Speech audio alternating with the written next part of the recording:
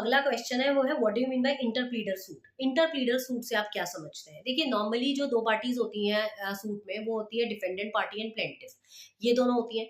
यहाँ पर जो इंटरप्लीडर सूट होता है इसमें दो डिफेंडेंट्स के बीच में आपस में लड़ाई होती है, मतलब यहाँ प्लेंटिफ का कोई रोल नहीं होता, यहाँ जो डिफेंडेंट्स होते हैं उनके बीच में आपस में झगड़ा चल रहा होता है। Suppose if a suit in which defendants plead against each other, in every suit there are some debt और मनी और property in dispute between the defendants and plaintiff, but in interpleader suit there are 2 और 3 defendant. Suppose ए के पास कोई land है और उस land के लिए मैं और मेरा भाई लड़ रहे हैं, ठीक है, तो मैं और मेरा भाई यहाँ पर डिफेंडेंट्स हो गए, तो डिफेंडेंट जो हो गए हम दोनों के भी जो एक दूसरे के ऊपर जो हम सूट फाइल कर रहे हैं वो इंटरप्लीडर सूट कहलाएगी।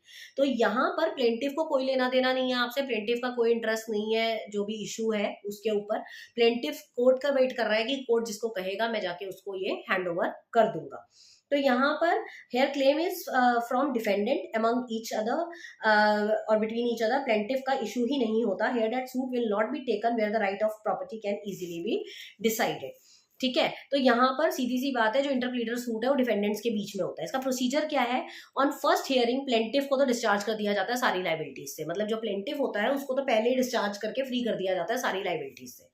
फिर if court finds that title to the thing may be adjudicated upon admission of parties और other evidence it shall be decided. अगर एविडेंस ये बताते हैं कि बी और सी में से किसको मिलना चाहिए वो प्रॉपर्टी, तो कोर्ट डिसाइड कर देती है। अगर नहीं ऐसे एविडेंस उनके पास जिससे कि क्लियर हो सके कि किसको जाने चाहिए, फिर वो इश्यूज फ्रेम करते हैं। ये तो कोर्ट का काम है इश्यूज फ्रेम करना, तो वो इश्यूज फ्रेम करते हैं और इंटरप्रीटर सूट फाइल की जाती है और उसके बाद जो जिसके फेवर में एविडेंसेस जाते हैं उसको वो चीज मिल जाती है।